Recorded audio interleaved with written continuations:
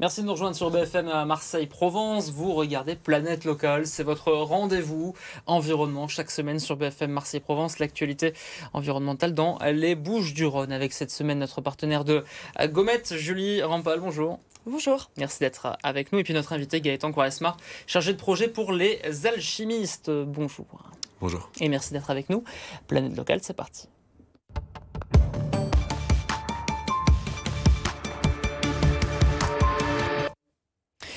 On commence avec l'actu de la semaine et le loup qui sillonne actuellement le département, plus particulièrement le parc des Calanques. Julie, comment on peut expliquer ce phénomène ? Oui, alors c'est une nouvelle qui à première vue peut sembler inquiétante puisque le loup dans l'imaginaire collectif c'est le grand prédateur et en fait vous allez voir que c'est pas une si mauvaise nouvelle que ça. Alors dans le parc actuellement on recense 5 à 6 loups, c'est une meute. Ils sont arrivés des Alpes et ça fait déjà presque un an qu'ils sont observés dans le parc, même si en fait la nouvelle a été rendue populaire par ce cliché partagé sur les réseaux sociaux par le parc des Calanques d'un cadavre de loup.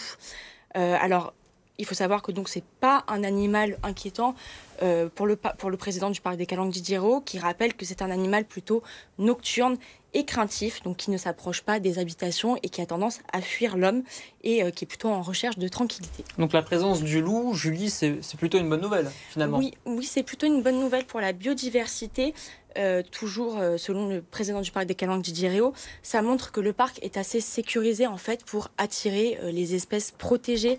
Donc selon les observations du parc, en outre, le loup s'attaquerait principalement à des espèces qui prolifèrent comme le sanglier et qui pour le coup sont assez néfastes pour la biodiversité puisqu'ils labourent les sols, etc.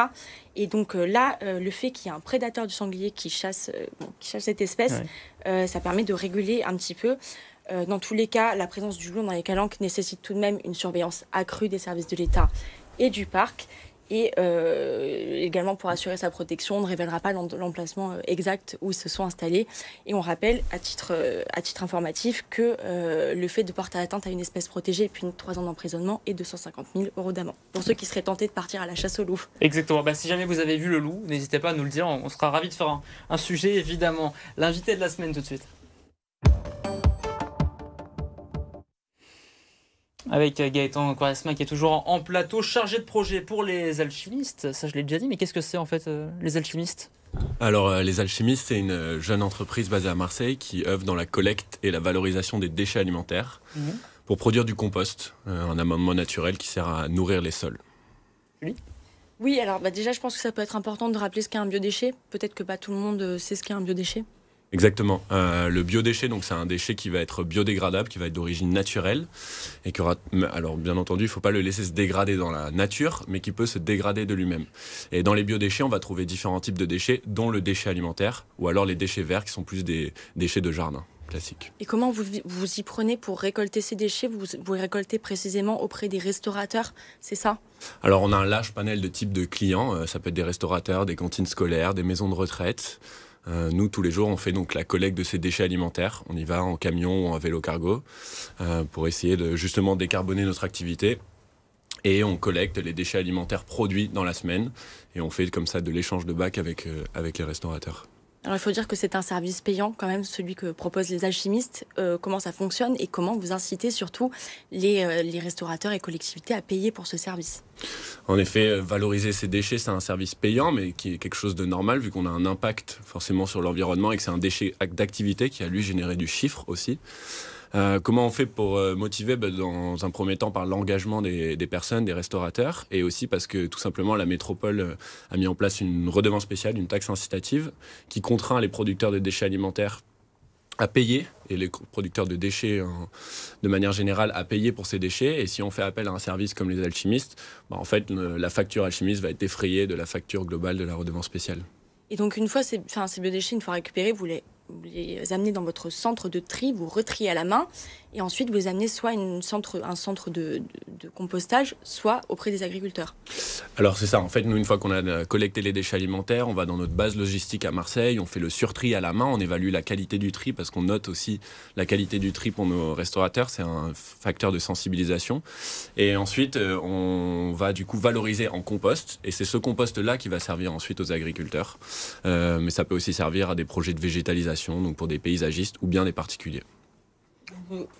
Tu as une question? Oui, juste par rapport à Marseille, c'est vrai que c'est entre guillemets, quand on parle Marseille, on parle malheureusement souvent de déchets. Il y avait quelque chose à faire dans la ville. Il y a vraiment une problématique particulière, une situation particulière à vos yeux ici? Alors sur le déchet en général, oui, il y a une situation. Après, tout le monde est amené à manger quotidiennement, donc dans tous les territoires, on produit du déchet. Aujourd'hui, le déchet alimentaire est incinéré, ce qui est un non-sens écologique. Et nous, on veut du coup créer une nouvelle filière, une filière innovante et locale, créer de l'emploi sur le territoire et avoir un impact sur l'environnement aussi. Et justement, vous ne vous contentez pas de collecter, vous avez aussi une grande activité de sensibilisation. Comment Oui. vous y prenez? Du coup, tout pareil, on a aussi cette volonté-là de sensibiliser, de faire changer les mentalités. On va auprès des étudiants, des écoles. On est persuadé que la nouvelle génération, elle peut porter des beaux discours et faire être enclin au changement. Du coup, on fait de la sensibilisation sur le déchet alimentaire, mais c'est aussi sur la santé de l'environnement et la santé des sols de manière plus spécifique. Et justement, sur la santé des sols, vous avez signé une tribune dans Libération. Qu'est-ce que vous pensez de la situation à Marseille? La ville essaye de faire des efforts en termes de verdissement. Est-ce qu'on est sur la bonne voie? Il y a des nouveaux projets qui sont mis en place. Aujourd'hui, Marseille, c'est quand même une ville très bétonisée, très urbanisée, avec des températures qui sont très chaudes, même en hiver, on peut le voir en ce moment. D'ailleurs, on est déjà dans une période de sécheresse qui est assez historique. Et du coup, il y a vraiment un enjeu sur Marseille de végétaliser. Et le déchet alimentaire, c'est une ressource qui est jusqu'à présent gaspillée et qui peut justement servir à ça, en tout cas en zone urbaine, de permettre de renourrir les sols, de végétaliser, de surtout de continuer de pouvoir fournir une alimentation saine avec des sols sains.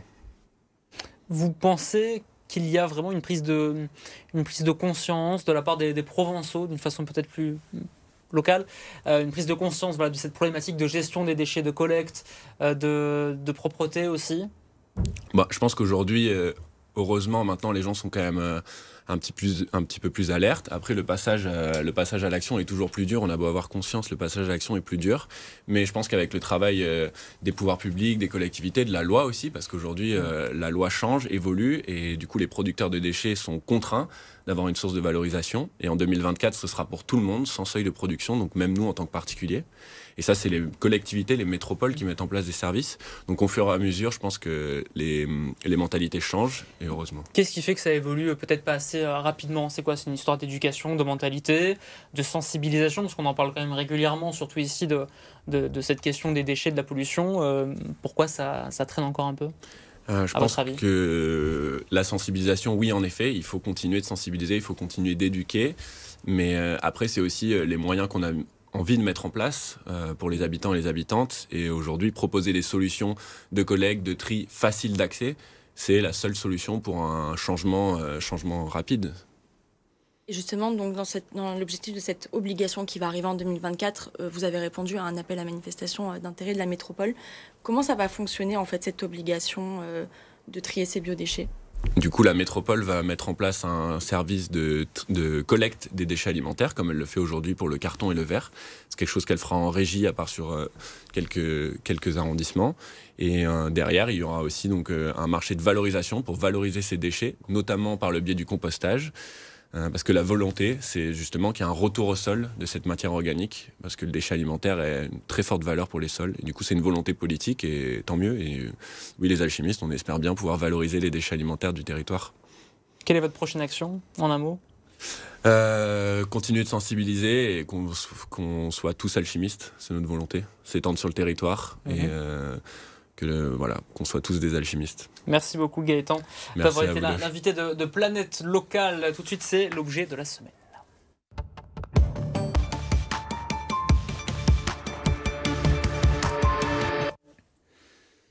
L'objet de la semaine, on voit ça ensemble, Julie. Alors on a quoi? On a du savon, du shampoing. On a du savon et du shampoing liquide et solide de la marque Loubayo, qui est donc une marque fondée à Marseille par 3 amis. Ce sont des produits qui sont certifiés Biocosmos organique, donc pas de silicone, pas de parabènes, vegan et fabriqués en Provence. Alors sur ce point, la marque se veut plutôt honnête. Tout n'est pas créé en Provence, notamment cette petite pompe en plastique, mais ils ont quand même à cœur de s'approvisionner auprès de pays européens. Donc l'entreprise s'est donné un objectif, il faut le dire, c'est de rendre les produits bio un peu plus sexy, un peu plus attractifs, loin de l'image qu'on a des produits bio dans des emballages en craft vert et en carton. Là, en l'occurrence, on a un packaging assez flashy, je ne sais pas si on voit bien à la caméra, assez sobre, assez élégant. Ouais. Et les odeurs surtout, tu peux sentir si Tu tu peux veux. sentir? Oui, Parce qu'on c'est des odeurs assez agréables parce que souvent le bio est pas très odorant et ça enlève un peu de plaisir au fait d'utiliser ces produits. Donc là, ils se sont donné ce défi de rendre les produits plus agréables à utiliser. Ok. Voilà. Donc, Ça sent une petite odeur. Il y a quoi dedans? Il y a quels ingrédients finalement? Alors, déjà, la base des ingrédients, c'est de l'huile d'olive et de l'huile de chanvre bio, D'accord. locale, donc qui en plus d'avoir des vertus intéressantes pour la peau et les cheveux, sont écologiques. Il y a de la pêche. Je sais pas si tu sens l'odeur, une petite odeur de pêche. Mhm. Il y a des parfums aussi, des parfums naturels quand même, il faut le dire. Et donc c'est une gamme d'ingrédients assez restreinte pour respecter l'engagement de faire un produit naturel. Par contre, on peut parler des produits qu'on ne trouve pas dans ces savons, notamment le sulfate. Le sulfate qui est un produit qui permet de faire mousser les savons et qui est assez nocif. Donc là, en l'occurrence, ces produits, la contrepartie, c'est qu'ils moussent pas trop à l'utilisation, mais quelque part, ça n'enlève rien à la qualité, Ça à marche quand même. l'efficacité. Ouais. Ça marche quand même. Voilà. Et puis pour finir sur le packaging, donc en aluminium recyclable, la pompe, on l'a dit, en plastique recyclable aussi. Et pour les personnes intéressées, donc c'est en vente sur le site de Loubayo ou alors chez les revendeurs, les magasins bio et autres enseignes marseillaises. Au top, merci beaucoup, ça ressemble bien à la Provence. Merci beaucoup Julie, merci à Gaëtan d'avoir été Merci les à vous. invités de ce nouveau numéro de Planète Locale qui revient lundi prochain et l'actu provençale elle revient dans un instant.